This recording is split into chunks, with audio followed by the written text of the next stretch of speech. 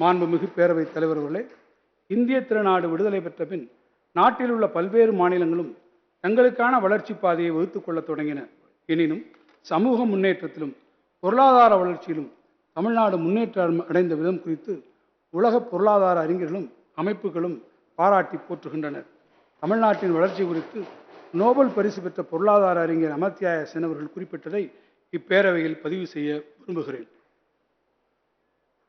Tamil Nadu is one of the states which had achieved rapid progress within a relatively short period, despite it starting from appalling levels of poverty, deprivation and inequality. Tamil Nadu initiated bold social programs and has some of the best public services among all Indian states, and many of them are accessible to all on a non-discriminatory basis. Tamil Nadu has one of the highest per capita income and lowest poverty rates among all Indian states. This is an important example of the complementarity between economic growth and public support. கடந்த 75 ஆண்டுகளில் நாட்டின் சில மாநிலங்கள் பொருளாதார வளர்ச்சி மட்டும் அடைந்தன.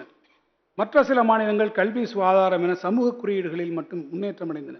மாற்றாக சமூக முன்னேற்றம், தொழில் வளர்ச்சி என அனைத்து தளங்களிலும் பெருவளர்ச்சி பெற்று தமிழ்நாடு தான் முத்திரையை பதித்துள்ளது. குறிப்பிட்டு சொல்வதென்றால், ஏற்றுமதி தயார்நிலை குறியீட்டில் நாட்டிலேயே முதலிடம். மின்னணு பொருள்கள், மோட்டார் வாகனங்கள் உற்பத்தியிலும் ஏற்றுமதியிலும் நாட்டில் முதலிடம். புத்தொழில் சூழல் அமைவுக்கான தரவரிசையில் முன்னணி மாநிலம். தொழிற்சாலைகளில் பணிபுரியும் மகளிரின் பங்கேற்பு நாட்டிலேயே முதன்மை.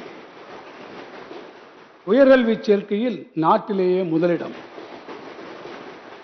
தேசிய தரவரிசை பட்டியலில் தமிழ்நாட்டை சார்ந்த 144 கல்வி நிறுவனங்கள் இடம்பெற்று நாட்டிலேயே முதலிடம். இவ்வாறு உலகமே வியந்து பாராட்டும் தமிழ்நாட்டின் வளர்ச்சிக்கு அயராது உழைத்த தலைவர்கள் பலரும் இம்மாமன்றத்தில் ஓவியமாக உறைந்து நின்றாலும் நம் எண்ணங்களில் என்றென்றும் நிறைந்து நம்மை வழிநடத்தி கொண்டே இருக்கிறார்கள். அந்த வழியில் நமது மாண்புமிகு முதலமைச்சர் தலைமையில் நாமெல்லாம் பணியாற்றுவது நமக்கு கிடைத்த பெருமை.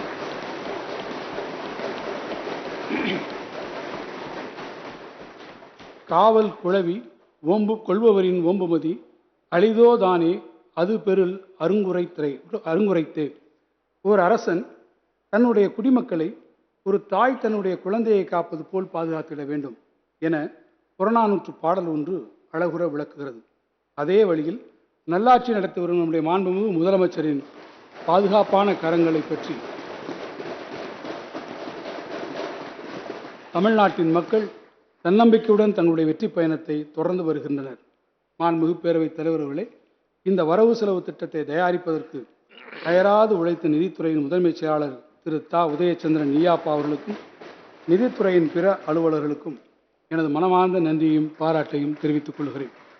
இந்த வரவு செலவு திட்டத்தை செதுக்கிட தேவையான பல ஆலோசனைகளையும் வழிகாட்டுதலும் வழங்கிய மாண்புமிகு முதலமைச்சர்களுக்கு மீண்டும் என் மனம் நிறைந்த நன்றிகளை நான் உரித்தாக்குகிறேன். நான் பிறந்த விருதுநகர் மாவட்டத்தில் தோன்றி சங்க தமிழ் பாடலை பாடிய ஆண்டாள் குறிப்பிட்டு சொன்னதைப் போல, இற்றைக்கும் ஏழேழு பிறவிக்கும் உற்றோமே ஆமே உனக்கே நாம் ஆட்சேபம் என்ற வரியை நினைவு கூர்ந்து முத்தமிழறிஞர் கலைஞர் அவர்கள் உறங்கும் இடம் நோக்கும் பொழுது என் உரையை நான் நிறைவு செய்கிறேன். வாழ்க தமிழ், வெல்க தமிழ்நாடு. நன்றி.